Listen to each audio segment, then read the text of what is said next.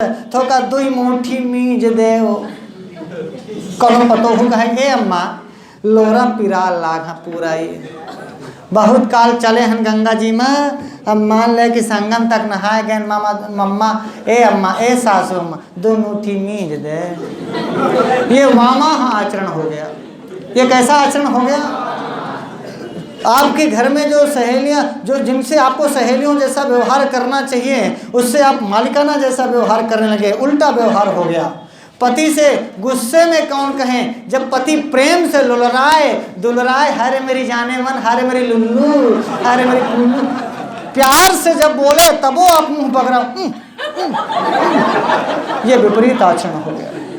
यहाँ तो मना किया गया था कि गुस्से में भी विपरीत आचरण नहीं करना, तुम तो प्यार में विपरीत आचरण कर रही हो। ये वामाह पढ़ा रहा हूँ। क्या पढ़ा रहा हूँ? वामा। आप ये नहीं कहना, कुछ लोग कहने लगे कि सर क्या अरे वामाह जानो क्या है? व्हाट इज वामाह? जो वामाह वो कुलस से आधेया। बहुत लड़कियां कुछ ऐसी होती, मान लो मनसेदू को प्यार आ गया, किसी समय आ सकता है 24 आवर्स। अरे मान लो दुलराने लगा, कह रहे मेरी लुल्लू मेरी ठुल्लू मेरी ठुल्लू, आओ भाई जा, तुम्हारी यह आदत हमको नहीं निकल।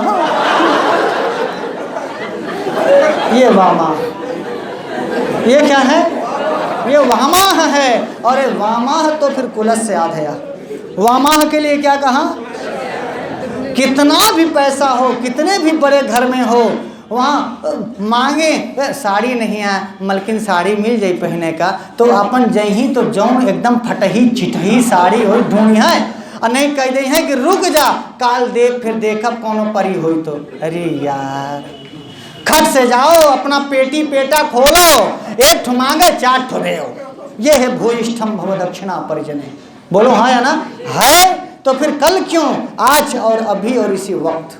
समझ में आया? ये है भूयिष्ठम भव दक्षिणा परिजने। और आपकी भी यदि पत्नी ऐसा करती हो कि मान लो आपकी पत्नी से कभी आपके घर में खाना बनाने वाली या बर्तन मांजने वाली या लोहारिन या सुनारिन या कोई भी आपके घर की ऐसी प्रजा है और कभी आपके सामने मुंह खोल के कह दी वही साड़ी मांगना है तो आपकी दुल्हने से मांगी, आप सुन लिए, तो कह दो कि तुरंत आज अभी और इसी वक्त। ये है भूयिष्ठम भव दक्षिणा परिजने। बोलिए हाँ, भूयिष्ठम भव दक्षिणा परिजने भाग्येशनो। और यदि कणों के बताए हुए इस मार्ग पर आपके घर में कोई चलती है तो फिर समझना घर लक्ष्मी है, वो गृह लक्ष्मी है। कालिदास ने लिखा यांच एवं गृहिणी पदम युवतयः, ऐसी युवतियां जो इस मार्ग पर चलती हैं वो लक्ष्मी पद को प्राप्त, वो घर की लक्ष्मी गृहिणी है। और वामाह कुलस से आधेया, नहीं तो फिर पूरे कुल खानदान के लिए मानसिक व्याधि है, मनोव्याधि है। आधि और व्याधि दो चीजें होती। व्याधि होता है शारीरिक रोग और आदि होता है मानसिक रोग। ससुराल वाले भी मनोरोग से पीड़ित हो जाएंगे और मैके वाले भी पीड़ित हो जाएंगे। कोई घर में मान लो एक ठो बहल्ला कुलटा नालायक स्त्री मिल जाए, मैं आप लोगों को नहीं कह रहा हूँ, आपने सोचो कि हमें कह रहे हैं, मैं सिर्फ ये कह रहा हूँ कि वामाह स्त्री मिल जाए तो दोनों कुल खानदान परेशान होता है। ससुराल वाले शिकायत करते हैं मायके में, मायके वालों को टेंशन अलग। और ये टेंशन किसका होता है? मानसिक स्तर पर। हाय राम, कैसा बिटिया हमारा नाम वहाँ जो है गड़बड़ कर रही है, उसके बाप का भाई का। और हमारे भारतीय कल्चर में ऐसा है कि यहाँ की स्त्रियों में 99.9% स्त्रियाँ ऐसी हैं कि ससुराल का सारा दुख सह लेंगी और मानो कालकूट विष की तरह सारे दुख को पी करके सब सहन करके भी बाप के पास कभी फोन शायद जाता है। 1% हम छोड़ दिए हैं, 0.1% ऐसी भी होंगी जो छोटी छोटी बात भी, हेलो बाबू कहाँ ब्याह दह है, या दलिद्दर के साथ हमका। नहीं तो ज़्यादातर सास की भी, ससुर की भी, जेठ की, जेठानी की, पति की, ननद की, किसी की शिकायत कम से कम बाप तक तो नहीं पहुंचती। अपने आगे आंख रो लेंगी, बिलख लेंगी। हो सकता है छोटी बहन से कभी कह ले, बहुत गम आए तो कभी माँ से कह ले, पर माँ से कहते हुए भी ये हर बार कहती रहती हैं कि बाबू से न बताया। समझ में आया? ये है यांचेवं गृहिणी पदम युवतयो वामाकुल कथम वा गौतमी मन्यते। पूछा गौतमी तुम क्या मान रही हो, सही है ये बात कि गलत है? गौतमी ने कहा एतावान वधू जनस्य उपदेश। अरे ये तो वधू जनों के लिए यही उपदेश है। जाते एतत् खलु सर्वम अवधारे। ए बेटी ये सब कुछ तुम ध्यान में रखना, जो जो तुम्हारे पिता ने कहा है वो सब कुछ क्या करना, वत्से परिष्वज्यस्व माम सखी जन्म चा। काश्यप ने कहा बेटी गले लगो मुझको भी और अपनी सहेलियों को भी। सखी जन्म और माम, माम से किसका बोध हुआ? और सखी जन्म से अनसुईया प्रियंवदा का। गौतमी से गले नहीं लगवा रहे, क्यों? गौतमी साथ जा रही है, ठीक है। इसका मतलब माम और सखी जन्म ये लोग अब यहाँ से गले मिलके लौटेंगे। शकुंतला ने कहा तात इत एव किम प्रियंवदान सूये सख्यौ निवर्तिष्येते। इत एव, क्या यहाँ से ही प्रियंवदा और अनसुईया दोनों सखियाँ लौट जाएंगी? इतनी दूर से ही लौट जाएंगी? काश्यप ने एक बात कही जो ध्यान रखने लायक है। बोले वत्से इमे अपि प्रदेये इमे। उन्होंने कहा इनको भी देना है, किसी को देना है। देना तो वनजोत्सना को भी था, बिना दिए चली गई। देना तो शकुंतला को भी था, वो भी बिना। कणों को सलाह दे रहे हैं, कणों बैठे भर रहा हूँ, ये चली गई। बोले हाँ। और न युक्तम, उचित नहीं है, अनयोः तत्र गंतुम, अनयोः द्वयोः, इन दोनों का वहाँ जाना उचित हो। त्वया सह, तुम्हारे साथ गौतमी आस्य, तुम्हारे साथ गौतमी जाएगी। गौतमी दादी अम्मा है, इसलिए कणों को पता है कि जाएगी तो लौट आएगी। इसके लौटने की संभावना 99% है। पर जो आश्रम में आकर के शकुंतला को लेकर चला गया, आश्रम में आके शकुंतला से विवाह करके चला गया, क्या पता वहाँ प्रियंवदा अनसुईया भी जाए। ध्यान रखना, इन्हीं के यहाँ की घटना है ययाति वाली। ययाति वाली घटना यहीं की है। ययाति देवयानी के साथ विवाह हुआ था, ययाति के साथ लव मैरिज हो गया था। बोलो हाँ।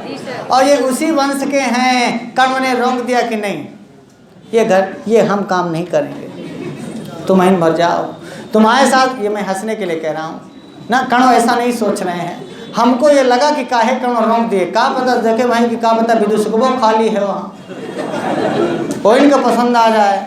कहाँ क्योंकि सहेली के साथ रुक जाता हूँ ही। बोले इमे अभी प्रत्यय न युक्तम अनयोश तत्र गंतुम, वहाँ जाना तुम लोगों का उचित नहीं। त्वया सह गौतमी, सह के योग में तृतीया लग गई। त्वया सह गौतमी यास्य। शकुंतला पितरम आश्रित पिताजी को गले लगाकर कथम इदानीम तातस्यंकात परिभ्रष्टा, हम पिता की अंक से गोद से अलग होकर मलय तटोन्मूलिता, जैसे मलय पर्वत से उखाड़ी गई चंदन लता ही वो, जैसे चंदन लता को आप मलय पर्वत से उखाड़ के कहीं और लगाएं तो वो सूख जाती है लता, कहीं नहीं लगती है। सिर्फ मलय पर्वत का एटमॉस्फेयर ऐसा है जहाँ चंदन के पेड़ लगते हैं। देशांतरे जीवितम धारयिष्यामि, शकुंतला ने कहा जैसे मलय पर्वत से उखाड़ी गई चंदन लता फिर और कहीं जीवन धारण नहीं करती है, वैसे इस आश्रम से हटकर हस्तिनापुर जब मैं पहुंचूंगी तो मैं वहाँ कैसे जीवन धारण कर पाऊंगी। ये कष्ट है एक बेटी का अपने पिता से गले लगकर वो कह रही है। काश्यप ने उनको समझाया, कहा वत्से किमेवं कातरा असि, वत्से किमेवं, तुम इतना दुखी क्यों हो बेटी। अभिजनवतो भर्तुः श्लाघ्ये स्थिता गृहिणी पदे, श्लाघ्ये स्थिता गृहिणी पदे। बोले कि भर्तु अपने पति के श्लाघ्य माने श्लाघनीय प्रशंसनीय गृहिणी पद पर स्थित होकर, जब तुम गृहिणी बन जाओगी, अपने पति के घर पहुंच जाओगी और इतने बड़े घर की जब गृहिणी बन जाओगी ना, गृहिणी पद पर माने गृहस्वामिनी हो जाओगी।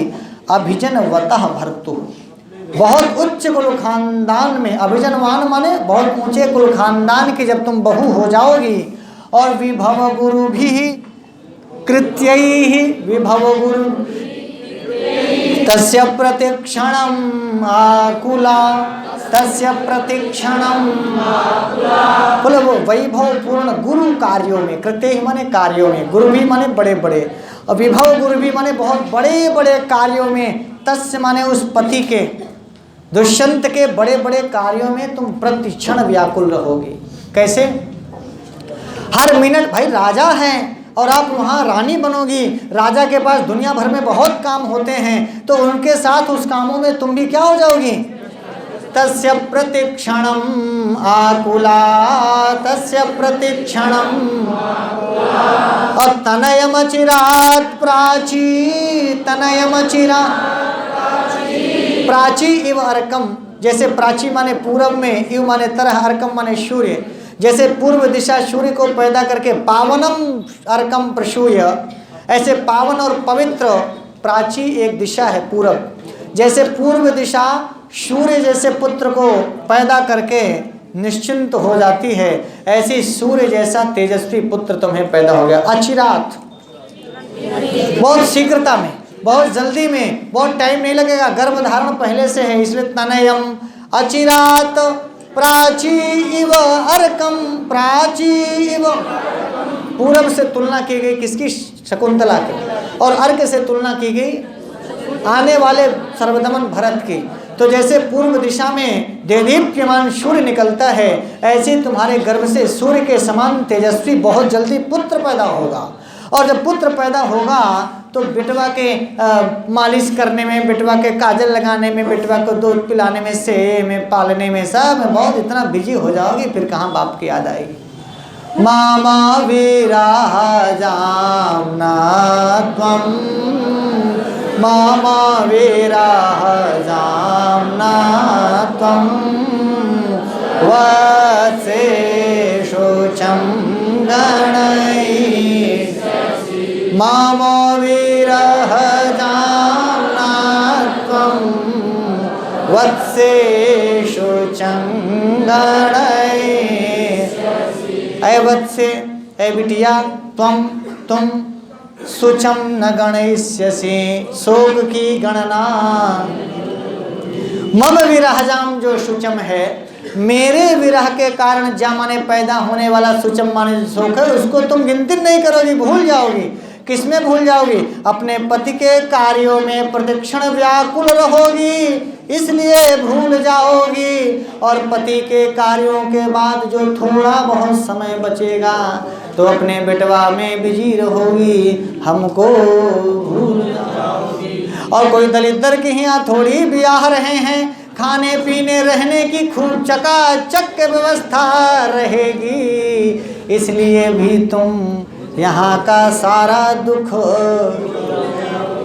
ये सारे बहुत सारे बड़े गंभीर अर्थ यहाँ छिपे हुए हैं। इसीलिए कहा, क्या अभिजनवतो भर्तु कहने का मतलब क्या है? भाई उच्च कुल खानदान के पति के घर में जाओगी और गृहिणी पद को अलंकृत करोगी, सब यहाँ का भूल जाए। देखिए बिटिया यदि बहुत बड़े घर में पहुँच गई, रोज कभी गोवा का टूर बना है, कभी दिल्ली का टूर बना है, कभी अयोध्या जा रही हैं, टहल रही हैं, घूम रही हैं, खूब छक्का लगा रही हैं, बढ़िया एकदम खेल रहे हैं, कूद रहे हैं, का बाबू का भैया, फोन आ जाए तो हेलो हाय हो जाए, नहीं याद कहाँ, टाइम नहीं है। इसलिए कहा अभिजनवतो भर्तु कुल में गृहिणी पद बनोगी।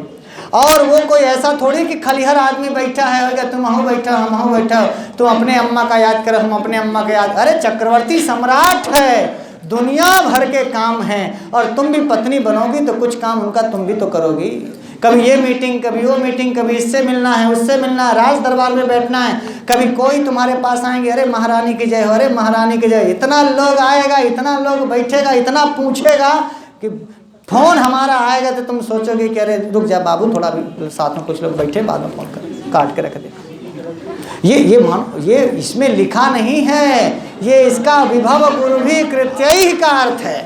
देखिए ज़्यादा याद कब आएगी? मान लो कोई काम ना हो, बेकाम बैठे हों, घरे में दुल्ही का ले जाके कोनो कोठरी में बंद कर दे, कोई काम ही नहीं है, अब बैठी तो आंसू गिरा रही, रो रही हैं। अब भाई याद में चाहे जिसके रो रही हों, चाहे अपने पुराना वाला कोई साथी याद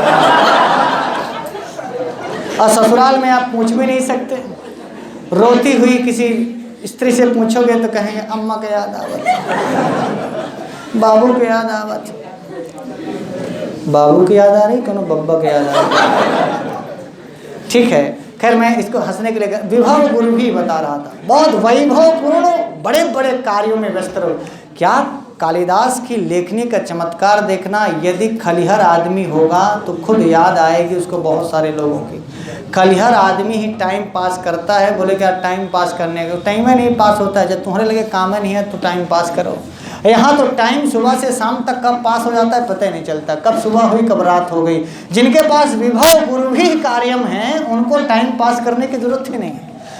ये बात समझ में आ गई। इसीलिए चौथी लाइन में जब शकुंतला ने कहा था कि मलय तट से उखाड़ी गई चंदन लता के समान मैं दूसरे देश में जाके जीवन कैसे धारण करूंगी, तो इस बात का जवाब कण्व ने दिया कि मामा वीरा जाना त्वं वात्सेषु चंगणै।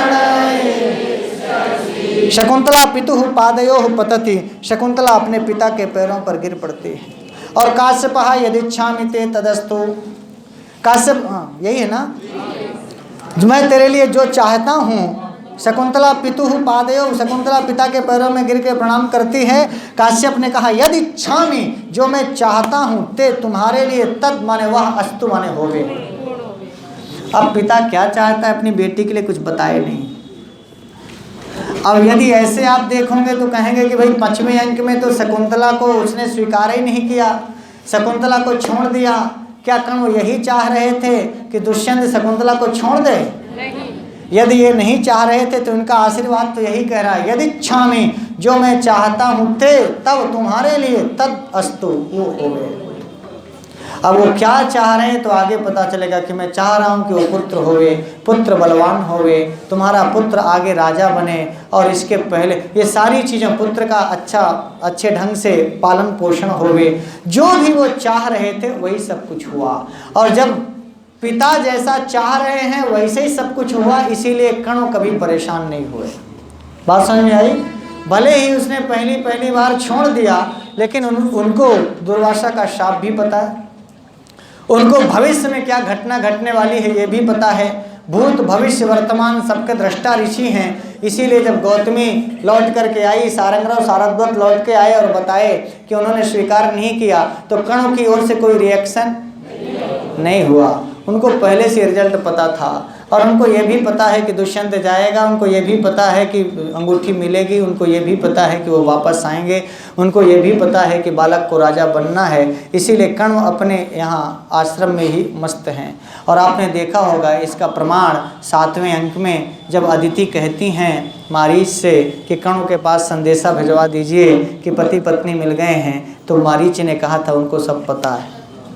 ये डायलॉग डिलीवरी 7वें अंक में देखिएगा, उन्होंने कहा उनको सब पता है। और यहाँ से कथा को जोड़ना, उनको ये भी पता है कि 5वें अंक में राजा इनको स्वीकार नहीं करने वाला है, और ये भी पता है कि इसका अगला जन्म बालक का मरीच के आश्रम में होने वाला है। और ये सारी घटनाएं पता हैं, इसीलिए उन्होंने मानो सब कुछ कह दिया इसी एक वाक्य में, यदिच्छामि ते तदस्तु, जो मैं चाहता हूँ वही।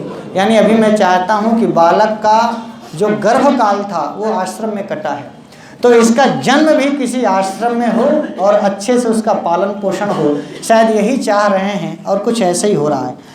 शकुंतला सख्यावपोत्य हला द्वे अपि माम सममेव परिस्वजेथाम। शकुंतला ने सखियों के पास जाके कहा कि दोनों एक साथ सममेव परिस्वजेथाम, हमारा आलिंगन करो दोनों एक साथ। कालिदास ने सोचा कि यदि प्रियंवदा से पहले गले लगवा देंगे तो अनसुईया सोचेगी कि प्रियंवदा को ज़्यादा मानती है। यदि अनसुईया से पहले लग जाएगी तो कहीं प्रियंवदा को ये ना लगे कि बताओ चिट्ठी हम ले जाए पहुँचाएँ, प्यार हम कराएं, ब्याह हम करवाएं, लव मैरिज में हम आगे रहें, और गले लगे का अनसुईया पहले हो गई। ऐसा यार मैंने ही कहा था। कालिदास ने इतना अच्छा निर्णय लिया। कहीं कहीं जगहों पर, मैं ऐसा कह नहीं रहा हूँ ना, ऐसा वो सोच रहे हैं, दोनों को एक साथ गले लगवाया। अर्थात शकुंतला के लिए प्रियंवदा भी उतनी ही प्रिय है जितनी अनसुईया, और अनसुईया प्रियंवदा के भी बहुत सारे वचन एक साथ आए हैं। इसका मतलब दोनों को शकुंतला भी बहुत प्रिय है। अब आगे कई सख्यो तथा कृत्व, देखना दोनों सखियाँ कहती हैं सखी यदि नाम सह राजा, यदि वो राजा प्रत्यभिज्ञान मंथरो भवेत, यदि तुमको पहचानने में थोड़ा देर करे, थोड़ा मंथर गति से पहचाना है, थोड़ा इधर उधर करे, तो ततः, तो इसके बाद तस्माम इदम आत्मनाम ध्येयांकितम, जिसमें उसका नाम लिखा है। आत्मध्येय माने उसका अपना नाम लिखा है दुष्यंत का। ऐसी तम अंगुलीयकम, उस अंगूठी को दर्शय। अब देखिए शाप वाली घटना प्रियमदा अनसुईया दो को ही पता है, इसीलिए दोनों ने जाते जाते भाई अब गले लग के चलेंगी ना, तो जाते जाते उन्होंने कहा कि यदि मान लो पहचाने में तो का ज़्यादा निहारा है, निकुरा मुँह मिले तो हैं, कहीं लगता है कहीं देखे हैं क्या। ये है प्रत्यभिज्ञान मंथर। यदि पहचानने में थोड़ा सा देर करे, थोड़ा विलंब करे, तो तुरंत ही ऐसे दिखा दे अपन अंगूठी। और कौन अंगूठी? जिसमें उसका नाम लिखा है। यदि प्रत्यभिज्ञान, कहा था ना कि अभिज्ञान अंगुलीयकम, यदि दिखाएगी तो हमारा शाप दूर हो जाएगा, यही तो कहा था दुर्वासा ने। इसीलिए दवा क्या है, यदि वो आपको पहचानने में इनकार करे तो दवाई बता रहे हैं, यदि ऐसा करे तो अंगूठी दिखा देना। शकुंतला ने कहा अनेन संदेहेन, इतना बड़ा संदेह कर रही हो तुम लोग कि वो हमें नहीं पहचानेंगे। अनेन संदेहेन, इस संदेह से, वामा वाम माने तुम दोनों के इस संदेह से कंपिता अस्मि, हाय राम यदि ऐसा होगा तब तो हम मर जाएंगे, मरवो नहीं जियोगे भी। कंपिता अस्मि समझ में आ गया। और संदेह कैसा? यदि प्रत्यभिज्ञान मंथरा भवेत, यदि वो पहचानने में थोड़ा सा आनाकानी करे तो, तब फिर दोनों सखियों ने एक साथ कहा माँ भैषी, देखो डरो मत, अति स्नेह पाप शंकी। ये भी लाइन बहुत बार पूछता है परीक्षा में। अति स्नेह, बहुत अधिक स्नेह करती हूँ हम दोनों तुमको बहुत प्यार करते हैं। और जिसको आदमी बहुत प्यार करता है उसी के ऊपर थोड़ा संदेह होता है। क्या होता है? अच्छा जैसे मान लो प्यार ही ना हो तो कौन है बात का संदेह? बोलिए हाँ साहब। भाई जिससे आप प्यार करते हैं जब उसका फोन बिजी होता है तब आपको संदेह होता है कि हमारे अलावा कौन फोन करत है का। काहे संदेह हुआ? अति स्नेह है। कैसा है? अति स्नेह है। फिर मान लो दोपहरिया फोन करे हो, पुनः बिजी होएगा, संदेह और गढ़िया आएगा। संजा पुनः फोन करे हो, फिर बिजी होएगा। अब आपका शक दुर्गेश के ऊपर गया। ये अति स्नेह है। क्या है? और जैसे मान लो किसी से स्नेह नहीं है, आपने फोन लगाया बिजी बताया, आपने रख दिया, फिर लगाया नहीं लगाया, वो बिजी हो ही क्या करेगा, कोई मतलब। क्योंकि स्नेह नहीं है। जहाँ स्नेह नहीं है वहाँ पाप की आशंका नहीं है। पाप आशंका माने किसी बुरे की आशंका, कुछ गलत ना हो जाए इस चीज़ की आशंका। जहाँ अति स्नेह है, माँ आपको बहुत प्यार करती है। आपने बताया कि अम्मा हम 10 बजे चले हैं यहाँ से, 12 बजे 2 घंटे का रास्ता, 12 बजे पहुँच जाएंगे। आप 12 बजे नहीं पहुँचे, 1 बज गया, 1:30 बज गया, फ़ोन भी आपका नहीं गया। अब अम्मा को पाप की आशंका होने लगी, कहीं कुछ हो तो नहीं गया, गाड़ी तो नहीं पंचर हो गया, क्यों हमारे दादू का पकड़ तो नहीं लग गया। आजकल पकड़नता बहुत उधरान है। कहाँ ऐसा तो नहीं कि दादू कहाँ ऐसा कुछ गाड़ी साड़ी तो नहीं, कुछ भी पाप में आशंका, कुछ गलत आशंका, कुछ अनर्थ की आशंका तब होती है जिसके बारे में आप बहुत प्यार करते हैं। तो वो कहती हैं, दोनों सखियां कहती हैं कि मैं बहुत प्यार करती हूँ, इसलिए ऐसा स्नेह के कारण ऐसा मैं आशंका कर रही हूँ। शार्ंगरों ने कहा युगांतरम आरूढ़ सविता युगांतरम, बोले एक पहर चढ़ गया, युगांतर, 1 युग 2 युग 3 युग 1 युग भी, मैंने 3 घंटे हो गए सुबह से।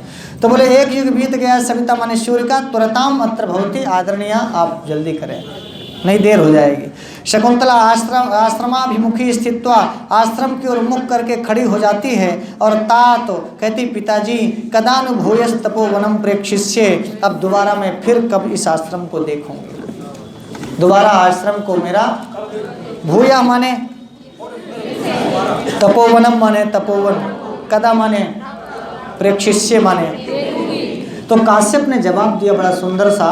और ये देखिए ये वानप्रस्थियों का आश्रम है और आश्रम में लोग आते हैं तपस्या करने, तो इसीलिए कण्व ने साफ साफ बात बताई कि इस आश्रम में आने की कंडीशन क्या है। इस आश्रम में लोग तपस्या करने आते हैं और तुम भी जब तभी आओगी जब तपस्या वाली तुम्हारी उम्र हो जाएगी, वानप्रस्थ, पहले लोग 25 साल तक ब्रह्मचर्य, 25 साल तक गृहस्थ, 25 साल वानप्रस्थ और 25 साल संन्यास, 100 साल की उम्र को ऐसे डिवाइड करते थे।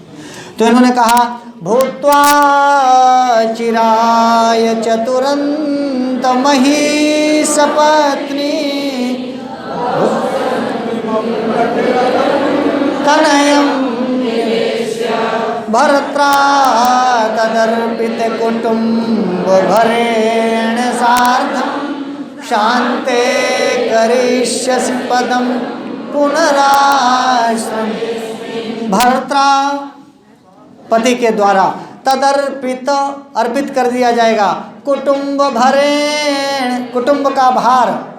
तो भर्त्रा सार्धम, भर्ता पहले लिखा है, सार्धम बाद में लिखा है। भर्तृ शब्द में तृतीया का एक वचन है, जैसे पितृ का पित्रा वैसे भर्तृ का भर्त्रा।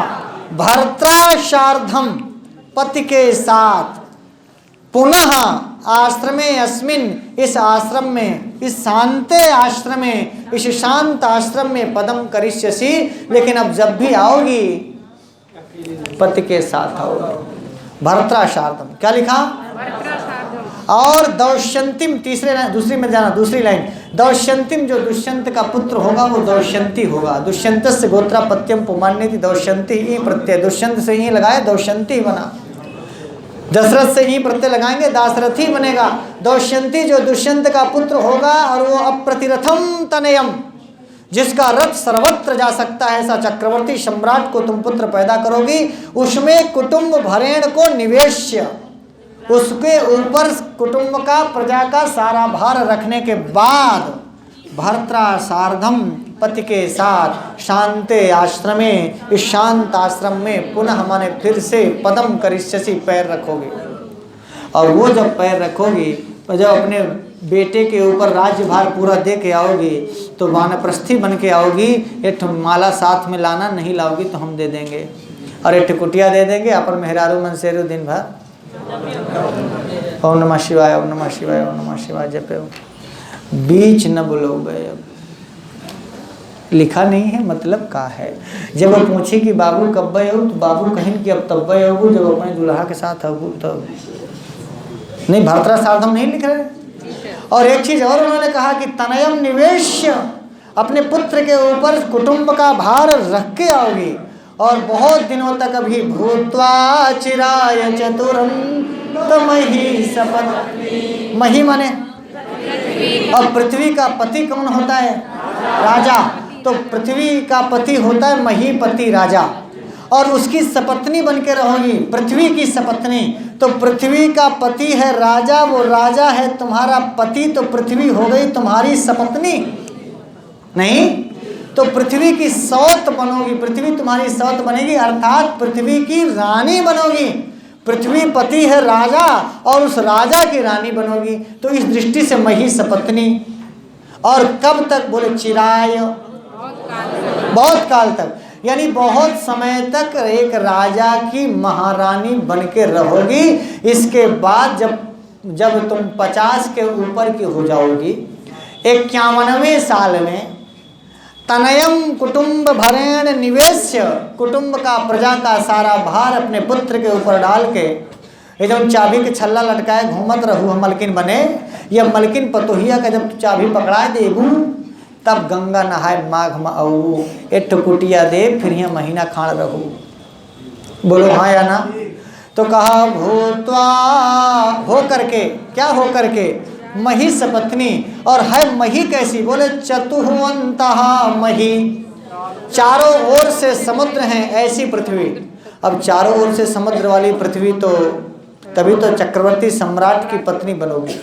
चतुरंत मही सपत्नी भूत्वा, चतुरंत मही सपत्नी, चिरकाल तक, चिराय माने बहुत समय तक, चारों ओर से समुद्र है जिसके ऐसी धरती की सपत्नी बन करके, और दौष्यंती माने दुष्यंत के पुत्र दौष्यंती को अप्रतिरथम तनयम, जो बहुत ही प्रतापी पुत्र होगा, ऐसे पुत्र के ऊपर तदर्पित कुटुंब भरेण, कुटुंब का सारा भार अर्पित करके, निवेश माने निवेशित करके रख करके, भर्त्रा सार्धम अपने पति के साथ, पुनः माने फिर से, शांते आश्रमे अस्मिन इस शांत आश्रम में पदम करिष्यसि, पैर रखो, कर लेंगे इसको। बोले गौतमी ने कहा जाते परिहीयते गमन वेला, ए पुत्री गमन वेला, गौने की वेला, जाने की वेला भी और गमन वेला भी क्या गड़बड़ है क्या? गौने तो है। बोले गमन वेला, ये जाने की वेला, परिहीते निकली जा रही है, निवर्तय पितरम, अपने पिता को वापस करो। अथवा दूसरी बात वो कहती है कि चिरेणापि, बहुत काल तक, पुनः पुनः ऐसा, फिर ये ऐसा माने ये शकुंतला एवं मंत्र इष्यते, ये बार बार आपसे यही पूछेगी हमका कब बुलाओगे, मृगी जब कोनो बच्चा पैदा करी तो कोनो संदेशा भेजवाए, बाबू हम हुआ कैसे जियब, ये सारे सवाल हैं किसके? तो ये गौतमी कहती कि यदि आप यहाँ रह गए तो ये बार बार यही पूछेगी, इसलिए निवर्तताम भगवान, आप ही लौट जाओ। अने जब बर ठार रहा तब बर पूछी कि मलय पर्वत से उखाड़ी गई चंदन लता के समान हम यहाँ से फेंक देंगे आप हस्तिनापुर में, हम कैसे रहा बाबू? पूछी कि नहीं पूछी? ए बाबू हमका कब बुलाओगे बाबू? ये पूछी कि नहीं? जब ये मृगी अभी याद है बाबू तो हमका केव संदेशा भेजवाया बाबू? ए बाबू यार सुइया प्रेम बदा बहने लौट जाए का बाबू? ये सब सवाल किसके? अब इतना सवाल सुन सुन करके गौतमी ने कहा कि आप ही लौट जाओ, अने ठार रहो तो अगली बार पुनी बोली कि जब लड़का हुई तो का ले आओगे बाबू? हो सकती है दौष्यंतिम प्रतिरथम हो गया तो बोले कि निवर्तताम भवान, आप ही लौट जाएं। काश्यप ने कहा वत्से बेटी उपरुध्यते तपोनुष्ठानम, हमारी तपस्या का अनुष्ठान बाधित हो रहा है। शकुंतला भूयः पितरम आश्रय से फिर से पिता को लिपट जाती है, फिर से पिता से चिपट करके, तपश्चरण पीड़ितम तात शरीरम, तपस्या से हमारे पिता का शरीर, तात शरीरम तपश्चरण पीड़ितम, तपस्या के कारण बहुत पीड़ित हो गया, बड़ा कृश हो गया, बड़ा दुबला हो गया है आपका शरीर पिताजी। तो तन माँ अतिमात्रम मम कृते उत्कंठस्व, मेरे लिए अब आप दुखी नहीं होइएगा। और हर बेटी अपने बाप से, अपने माँ से अपने हर दुख को इसीलिए नहीं कहती है कि हमारे दुख के कारण हमारे पिताजी और कहीं दुखी ना हो जाएं। तो जाते जाते शकुंतला एक बात कह के आती है कि पिताजी वैसे भी तपस्या करते करते कौनो दिन मंगल व्रत आए या बीफें व्रत आए या इतवार के व्रत आए, कभी सुबह खाना खाए कभी नहीं खाए, कभी शाम को व्रत हो गया, कभी खिचड़ी खा लिए, कभी पत्ता चबा लिए और तपस्या करते रह गए, 8-8 घंटे तक आप बैठे। वैसे भी आपका शरीर बहुत दुबला है और बड़ा कृश है, तपस्या करते करते आपका शरीर सूख गया है। अब मेरे भी टेंशन लेंगे, हमारा भी दुख, आप हमारा टेंशन लेंगे, हमारे भी बारे में सोचेंगे तो आप और दुबले पतले हो जाएंगे। इसलिए माँ मम कृते उत्कंठस्व, मेरे लिए आपकी कोई भी उत्कंठा, कोई दुख, कोई कष्ट मत करिएगा। काश्यप ने कहा सनी श्वासम, लंबी गहरी सांस ली और एक पुत्र हृदय कहता है, एक पिता हृदय होने के नाते उन्होंने कहा कि शम में श्यति मम शोकः, शम में कथन वत्से त्वया रचित पूर्वं, कथन वत्से त्वया उटजद्वार विरूढ़ं, उटजद्वार